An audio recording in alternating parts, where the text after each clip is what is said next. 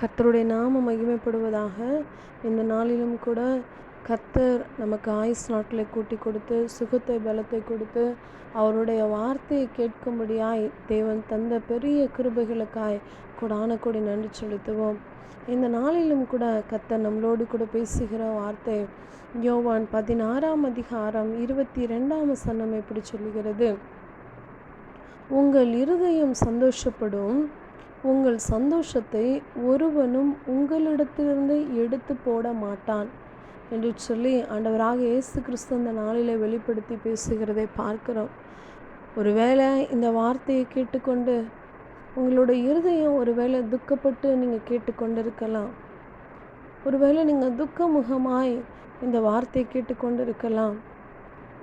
ஒருவேளை வெளி பார்வைக்கு மனுஷங்களுக்கு முன்பதாக, கூட வேலை செய்கிறவங்க கூட இருக்கிறவங்களுக்கு முன்பதாக மாத்திரம் நீங்கள் சந்தோஷமாக இருக்கிறது போல சிரித்த முகத்தை போல காண்பித்து கொண்டு உங்கள் இருதயத்தை நீங்கள் ஒருவேளை துக்கப்படுத்தி கொண்டு என் துக்கம் யாருக்கு தெரியும் என்று சொல்லி ஒருவேளை நீங்கள் கலங்கி கொண்டிருக்கலாம். என்னுடைய காரியங்களை யாருக்கு சொன்னால், என்னுடைய துக்கத்தை யாருக்கு சொன்னால் புரியும் என்று சொல்லி வெளி பார்வைக்கு நீங்கள் ஒருவேளை சிரித்து கொண்டிருக்கலாம். ஆனால் கர்த்தர் இந்த நாளில் சொல்லுகிற காரியம், உங்கள் இருதயம் சந்தோஷப்பட போகிறது. இந்த நாளில் உங்கள் இருதயம் சந்தோஷப்பட போகிறது. அந்த சந்தோஷத்தை ஒருவனும் உங்களிடத்திலிருந்து எடுத்து போட மாட்டான் என்று சொல்லி ஆண்டவராக இயேசு கிறிஸ்து இந்த இடத்துல இந்த நாளில் வெளிப்படுத்தி பேசுகிறதை பார்க்கிறோம்.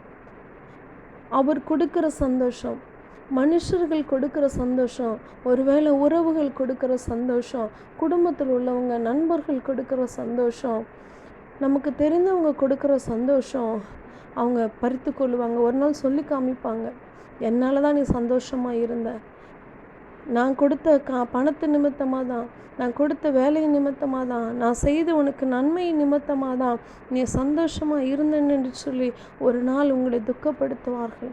அந்த சந்தோஷத்தை ஒரு நாள் உங்களிடத்திலிருந்து பறித்து கொள்வார்கள். ஆனால் கர்த்தர் கொடுக்கிற சந்தோஷமோ, ஆண்டவராக இயேசு கிறிஸ்து உபத்திரவத்தின் குகையிலிருந்து உங்களை தெரிந்து கொண்டவர், தாயின் கற்பத்தினில் உங்களை வேறு பிரித்தவர், இந்த நாள் வரைக்கும் உங்களை பாதுகாத்தவர், உங்களை தாங்கினவர் கொடுக்கிற சந்தோஷமோ அது ஒருவனும் எடுத்துக்கொள்ள முடியாதபடிக்கு அது நிரந்தர சந்தோஷமாய் காணப்படும். உங்கள் துக்கம் சந்தோஷமாய் மாறும். இந்த நாளிலே கர்த்தர் இந்த வார்த்தை கேட்டுக்கொண்டிருக்கிற உங்களோடு கூட பேசி கொண்டிருக்கிறார். உங்கள் துக்கம் சந்தோஷமாய் மாறப்போகிறது. உங்கள் இருதயம் சந்தோஷப்பட போகிறது.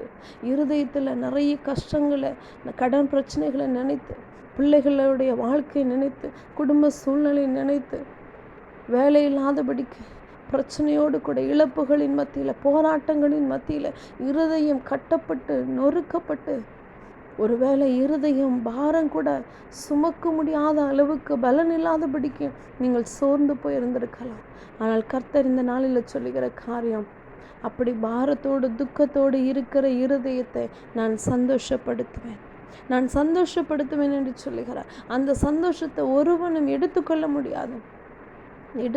முடியாதபடிக்கு ஆண்டவராக இயேசு கிறிஸ்து இந்த நாளில் நிரந்தரமான சந்தோஷத்தை கொடுக்க வல்லவராக இருக்கிறார். அவர் அப்படி நிரந்தரமான சந்தோஷத்தை கொடுக்கணும்னா நம்ம என்ன பண்ணணும்? ஒருவேளை நீங்கள் இவ்வளோ நாள் நான் ஜெபிச்சுட்டு தான் இருக்கேன், வேத வாசிச்சுட்டு தான் இருக்கேன், ஆனால் எனக்கு ஒரு இருதயத்தில் சந்தோஷம் இல்லையே, சமாதானம் இல்லையேன்னு சொல்லலாம். ஆனால் கர்த்தர் சொல்லுகிறார், இதுவரைக்கும் யோவான் 16:24 சொல்லப்படுகிறது, இதுவரைக்கும் நீங்கள் என் நாமத்தினாலே ஒன்றும் கேட்கவில்லை, கேளுங்கள், அப்பொழுது உங்கள் சந்தோஷம் நிறைவாயிருக்கும்படி பெற்றுக்கொள்வீர்கள் என்று சொல்லி கர்த்தர் சொல்லுகிறார். ஸ்திரீயானவள் பிரசவ காலம் வந்திருக்கும் பொழுது அவள் துக்கத்தோடு கூட வேதனையோடு கூட பிள்ளை அவள் பெறுவதற்கு அவ்வளோ வேதனைப்படுவாள். ஆனால் பிள்ளை பிறந்ததுக்கு அப்புறமும் அந்த துக்கம் அவளுக்கு சந்தோஷமாய் மாறும் என்று பார்க்கிறோம்.